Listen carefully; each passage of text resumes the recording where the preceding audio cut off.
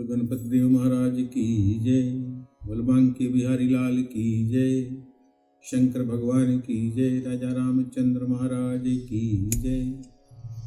चैत्र मास के शुक्ल पक्ष की एकादशी 23 अप्रैल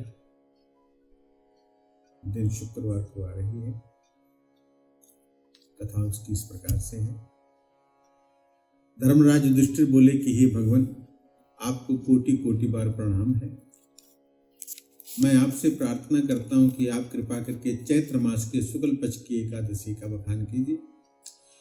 श्री कृष्ण जी बोले, हे राजन, आप एक पुरानी कथा सुनो जिसको वशिष्ठ जी ने राजा दिलीप जी से बताई थी। राजा दिलीप ने पूछा कि गुरुदेव, चैत्र मास के शुक्ल पक्ष की एकादशी का नाम क्या है और इस एकादशी में किस देवता की पूजा की जाती है, उसकी विधि क्या है, तो आप कृपा करके मुझे बताइए। महर्षि वशिष्ठ जी बोले, हे राजन, चैत्र मास के शुक्ल पक्ष की एकादशी का नाम कामदा है। ये पापों को नष्ट कर देती है। जैसे अग्नि सूखे लकड़ी को जलाकर नष्ट कर देती है, वैसे ही कामदा एकादशी के पुण्य के प्रभाव से पाप सारे नष्ट हो जाते हैं और पुत्र की प्राप्ति भी होती है। इसके व्रत से कुयोनि छूट जाती है और अंत में स्वर्गलोक की प्राप्ति भी होती है।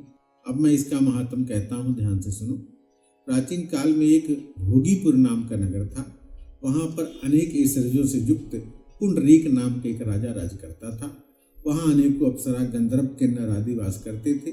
उसी जगह ललिता और ललित नाम की स्त्री पुरुष अत्यंत वैभवशाली घर में निवास करते। वे विहार किया करते थे। वे दोनों एक दूसरे को बहुत प्रेम करते थे और अलग हो जाने पर व्याकुल हो जाते थे। एक समय राजा पुंडरीक गंधर्व सहित सभा में शोभायमान थे।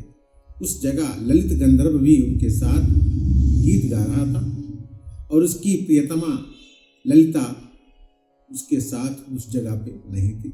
इससे उसको उसकी याद आ रही थी। याद करने के कारण अशुद्ध गीत वो गाने लगा। नागराज कर्कोटक ने राजा पुंडरीक से इसकी शिकायत की। इस पर राजा पुंडरीक ने श्राप दे दिया कि अरे दुष्ट, तो मेरे सामने गाता हुआ भी अपनी स्त्री को याद कर रहा है। इससे तू कच्चे मांस और मनुष्य को खाने वाला जा, राक्षस हो जा। तो महापापी है, अपने कर्म का अब तू फल भोग। राजा पुंडरीक के श्राप से वो ललित गंधर्व उसी समय एक विकराल राक्षस बन गया। उसका मुख भयानक हो गया। उसके नेत्र सूर्य चंद्र के समान ज्वलित हो गए। मुंह से अग्नि निकलने लगी। उसकी नाक पर्वत की गुफा के समान विशाल हो गई और गर्दन पहाड़ के समान लगने लगी। उसके सिर के बाल पर्वत पर उगने वाले वृक्षों के समान दिखाई देने लगे। उसकी भुजाएं 2-2 योजन लंबी हो गई। एक योजन में 4 कोस होता है और एक कोस में 3 किलोमीटर होता है। इसके अनुमान लगाइए। इस तरह उसका 8 योजन का शरीर बन गया। राक्षस हो जाने पर उसको महान दुख मिलने लगा और अपने कर्म का फल भोगने लगा। जब ललिता को अपने प्रियतम ललित का ऐसा हाल पता लगा, बड़ी दुखी हुई। वो सदैव अपने पति के उद्धार के लिए विचारने लगी कि मैं कहाँ जाऊं, क्या करूं। वो राक्षस घोर वनों में रहने लगा और अनेक प्रकार के पाप करने लगा। उसकी स्त्री ललिता भी उसके पीछे पीछे जाती, विलाप करती रहती। एक दिन वो अपने पति के पीछे घूमते घूमते विंध्याचल पर्वत पर पहुंची। उसने उस जगह श्रृंगी ऋषि का आश्रम देखा। वो शीघ्र ही उस आश्रम के पास पहुंची और ऋषि के सामने जाकर विनती करने लगी। उसे देखकर श्रृंगी ऋषि बोले, हे सुभगे, तुम कौन हो और यहाँ किस लिए आई हो? ललिता बोली, हे मुनिवर, मैं वीर धनवा नाम गंधर्व की कन्या ललिता हूँ। मेरा पति राजा पुंडरीक के श्राप से एक भयानक राक्षस बन गया है। उससे मुझको महान दुख मिल रहा है। आप उसे राक्षस जोनी से छूटने का कोई श्रेष्ठ उपाय बताइए। तब श्रृंगी ऋषि बोले, अरे गंधर्व कन्या ललिता, अब चैत्र मास के शुक्ल पक्ष की एकादशी आने वाली है। उसका नाम कामदा एकादशी है। उसके व्रत करने से मनुष्य के समस्त कार्य शीघ्र ही सिद्ध हो जाते हैं। यदि तू उसके व्रत के पुण्य को अपने पति को अर्पित कर देगी तो वो शीघ्र ही राक्षस जोनी से छूट जाएगा और राजा का श्राप भी शांत हो जाएगा। मुनि के ऐसे वचन को सुनकर ललिता ने आनंद पूर्वक उसका व्रत किया और द्वादशी के दिन ब्राह्मणों के सामने अपने व्रत का फल अपने पति के निमित्त अर्पण कर दिया और भगवान से प्रार्थना करने लगी, हे प्रभु, मैंने जो ये व्रत किया है उसका फल मेरे पतिदेव को मिले। इससे उनकी राक्षस जोनी शीघ्र ही छूट जाए। एकादशी का फल देते ही उसका पति राक्षस जोनी से छूट गया और अपने पुराने स्वरूप को प्राप्त कर गया।